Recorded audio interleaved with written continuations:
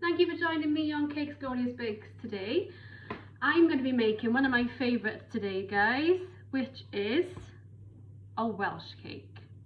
Not one Welsh cake, I'm going to be making about 30 because my family likes Welsh cakes and so do I with a cuppa. I mean, they accompany a nice cup of tea quite perfectly.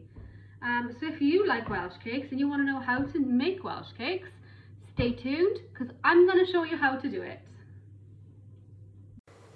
So for Welsh cakes we're going to be needing 2 to 5 grams of self-raising flour, 85 grams of caster sugar, half a teaspoon of mixed spice, half a teaspoon of baking powder, 50 grams of unsalted butter, 50 grams of lard,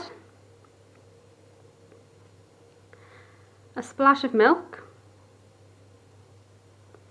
50 grams of dried currants, or I like to use the mixture of currant, sultanas and mixed peel, and 1 beaten egg. I've doubled this mixture because I like to make a good amount of Welsh cakes because my family enjoy Welsh cakes as well. So this mixture doubled will give you approximately 30 Welsh cakes. Okay, so let's get going. So we need 2 to 5 grams of self-raising flour, 85 grams of caster sugar, half a teaspoon of mixed spice, half a teaspoon of baking powder, 50 grams of unsalted butter, 50 grams of lard, 50 grams of currants or a mixture of currants, sultanas and mixed peel, 1 beaten egg and a splash of milk. Now I like to double my mixture, so in here I've got 2 eggs and double everything else, which will give you about 30 Welsh cakes. Okay, so the next step is to dip our flour into the bowl along with sugar,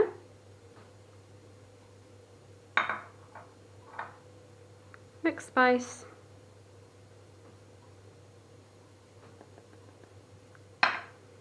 baking powder and your pinch of salt, which is already in here. Then with our fingertips we're going to rub in the butter and the lard.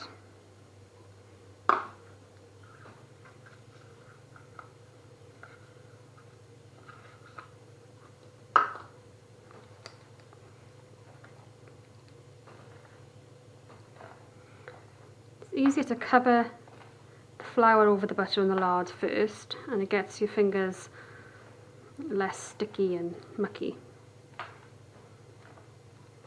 So we're going to cover it all with the flour first.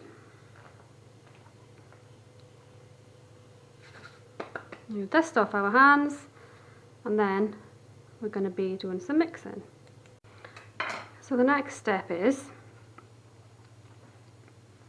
to check that there's no big lumps of butter and no big lumps of lard.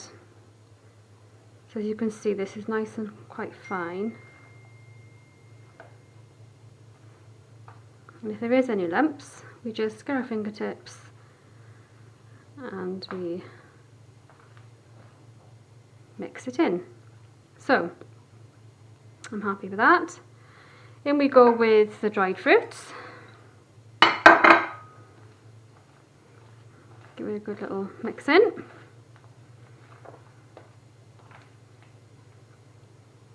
Then we start to bring it together with the beaten egg.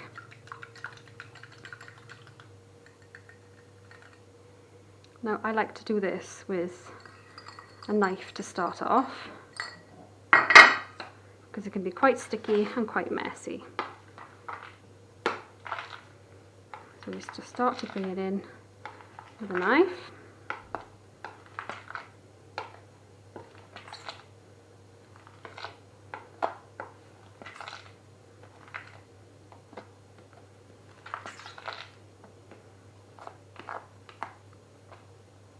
And then we change and use our hands.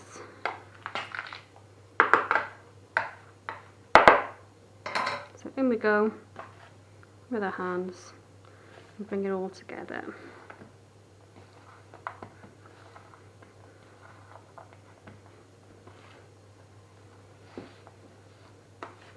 So you bring in the dry ingredients into the wet.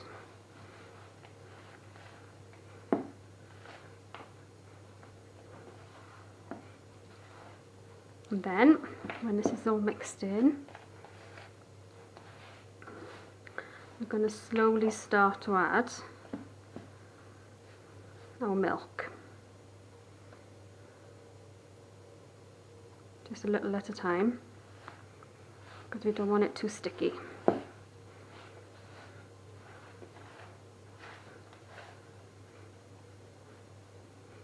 You see it start to come together there?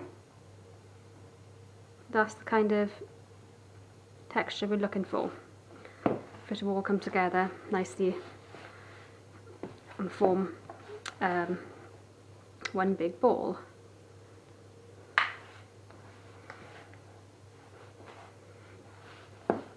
This will just take a few minutes to do.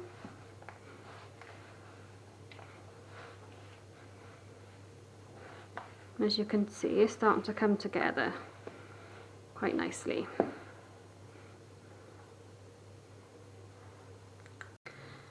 So this is what we have now, guys. A nice ball of dough. If you find it sticky, you can add a little bit of flour. My dough is not sticky, but I'll add a little bit anyway, just to show you. Just a little bit of flour.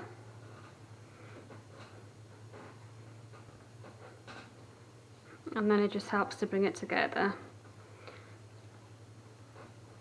a little bit easier.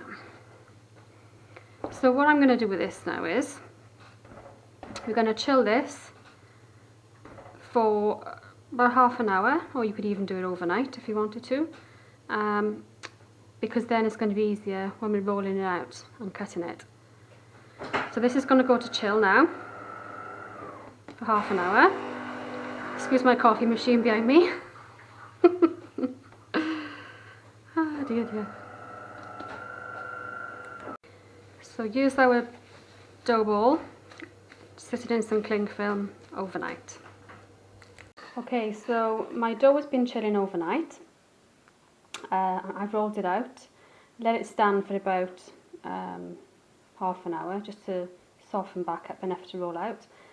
So I've rolled it out with my rolling pin to about the thickness of a £1 piece, £1 coin. And I've got my round cutter. You can do any size Welsh cakes you like. I've got a set of round cutters, and I like to choose one this size for my Welsh cakes. So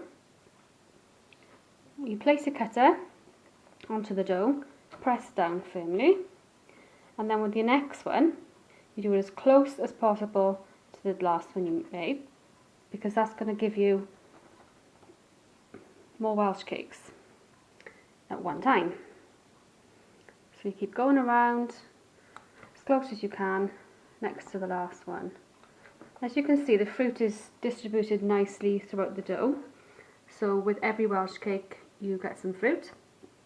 So I'm going to keep doing my Welsh cakes here, and then I'm going to take you over to the griddle to show you what we do next.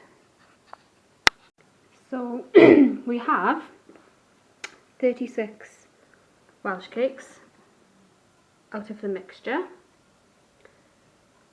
I would recommend chilling your dough, because it gives a nicer, just gives a nicer edge to them really when you're cutting them.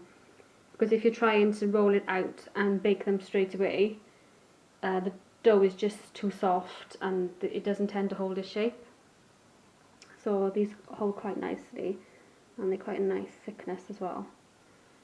So there we go, guys. There's our little beauties, and we shall go over to the bake stone now.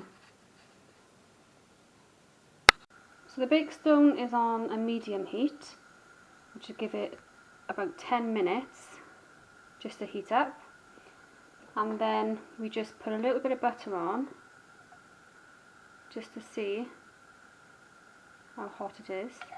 Now some people like to use butter on their bake stones or their pans, and some people don't. Some people like to have a dry pan. I prefer butter because with a bake stone especially, I find that, well, the Welsh cakes can just burn basically and go too dark. So I just got a bit of paper off my butter and I'm just spreading the butter over the bake stone. And then we're just going to do a little test. If you've got any pieces of your dough left after you've cut everything, you can just keep that a little bit to do a test run to see if your bake stone or your pan is hot enough. So I'm going to pop a little bun on. This is just a little bit of the mixture that was left over. You can use a knife or you can use one of these little gadgets. So you're waiting, and you know when it's hot enough because you'll see the top sort of bubble up a little bit. And you're looking at about 2.5 to 3 minutes each side for your Welsh cake. Obviously depending on how hot your griddle is. Now this is nowhere near hot enough, as you can see. This is still raw dough. I'm going to leave this to heat up for about another 5 minutes and then we'll try again. So my bake stone's been heating up for about 10 minutes. Just put some butter on, and as you can see it's bubbling, so it's nice and hot. So we start by putting these Welsh cakes on the outside, leaving a little space in between so we can flip them. Now you're looking at about 2.5 to 3 minutes each side. You can put the timer on if it's your first time making them or you're a bit nervous.